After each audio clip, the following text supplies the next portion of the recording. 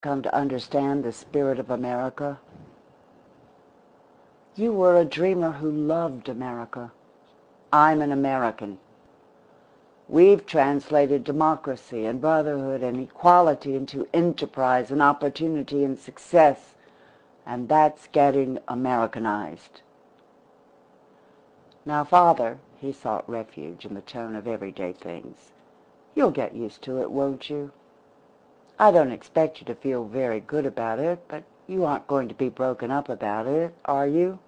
After all, Father, laughing and moving about, as if to break the seriousness of things, there's nothing criminal about being one of the other fellows, is there? Just remember that there are folks who even think it's respectable. The father had risen and picked up his hat. No, Fred, he said, with a sadness in which there was great dignity. There is nothing criminal in it, if a man's conviction sends him that way.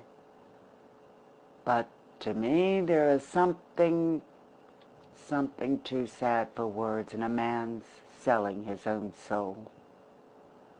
Father, how extravagant! Why is it selling one's soul to sit down and figure out what's the best thing to do? He hesitated, hating to add hurt to hurt, not wanting to say that his father's fight should have been with the revolutionists, that his life was ineffective because, seeing his dream from within a dream, his thinking had been muddled. He only said, As I say, Father, it's a question of giving or getting.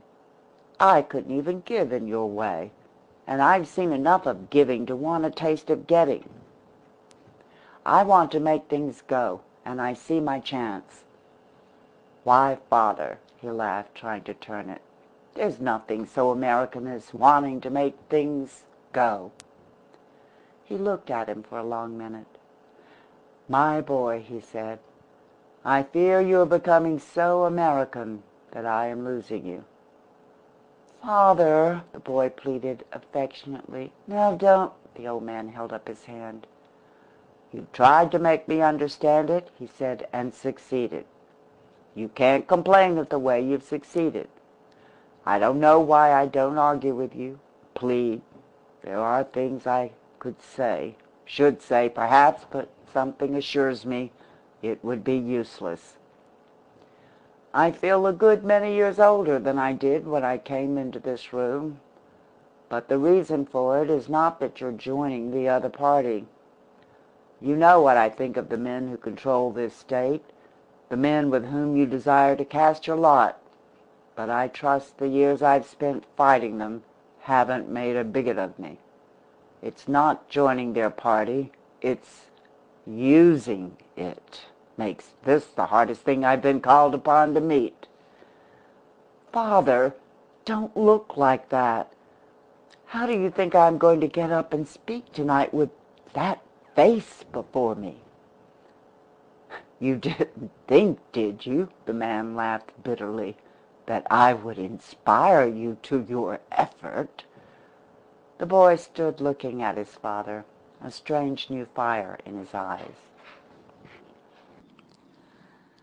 Yes, he said, quietly, tenderly, you will inspire me. When I get up before those men tonight, I'm going to see the picture of that boy straining for his first glimpse of New York Harbor. I'm going to think for just a minute of the things that boy brought with him, things he has never lost. And then I'll see you as you stand here now. It will be enough. What I need to do is get mad. If I falter, I'll just think of some of those times when you came home from your campaigns, how you looked, what you said. It will bring the inspiration. Father, I figure it out like this. We're going to get it back. We're going to get what's coming to us. There's another America than the America of you dreamers. To yours you have given. From mine I will get. And the irony of it, don't think I don't see the irony of it, is that I will be called the real American. Do you know what I'm going to do? I'm going to make the railroads of this state. It sounds like schoolboy talk, but just give me a little time. I'm going to make the railroads of this state pay off every cent of that mortgage on your farm. Father, he finished impetuously in a last appeal, you're broken up now, disappointed, but would you honestly want me to travel the road you've traveled?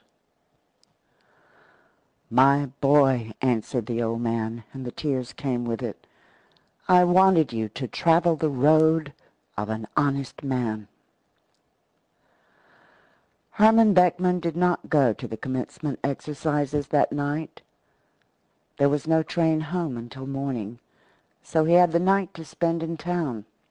He was alone, for his friends assumed that he would be out at the university, but he preferred being alone. He sat in his room at the hotel reading, and he could read. Years of discipline stood him in good stead now. His life had taught him to read anywhere, at any time. He had never permitted himself the luxury of not being in the mood.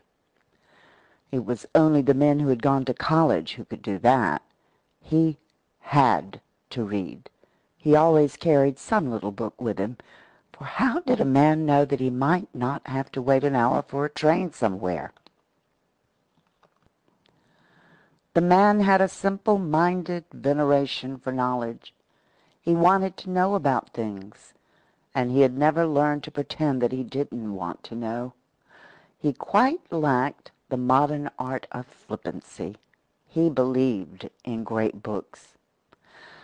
And so on the night that his son was being graduated from college, he sat in his room at the hotel, cheap room in a mediocre hotel.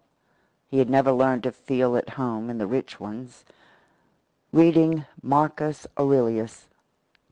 But his hand as he turned the pages trembled as the hand of a very old man. At midnight some reporters came in to ask him what he thought of his son's oration. They wanted a statement from him. He told them that he had never believed the sins of a parent should be visited on a child, and that it was even so with the thought. He had always contended that a man should do his own thinking. The contention applied to his son. "Gamey old brute," was what one of the reporters said in the elevator. He could not read Marcus Aurelius after that. He went to bed, but he did not sleep. Many things passed before him. His anticipations, his dreams for Fritz had brought the warmest pleasure of his stern, unrelaxing life. There was a great emptiness tonight. What was a man to turn to, think about, when he seemed stripped not only of the future but of the past? He seemed called upon to readjust the whole of his life, giving up that which he had held dearest. What was left? Daylight found him turning it over and over. In the morning he went home. He got away without seeing any of his friends. He did not try to read this morning. Somehow it seemed there was no use in trying to read any more. He watched the country through which they were passing, thinking of the hundreds of times he had ridden over it in the campaigning. He wondered vaguely just how much money he had spent on railroad fare. He had never accepted mileage. Fred's "what the use" kept ringing in his ears. There was something about that phrase which made one feel very tired and old. It even seemed there was no looking out to see how the crops were getting on. What's the use? What's the use? Was that a phrase one learned in college? There had been two things to tell Mother that night. The first was that he had stopped in town and told Claus Hansen he could have that South 160 he had been wanting for 2 years. It was not easy to tell the woman who had worked shoulder to shoulder with him for 30 years, the woman who during those years had risen with him in the early morning and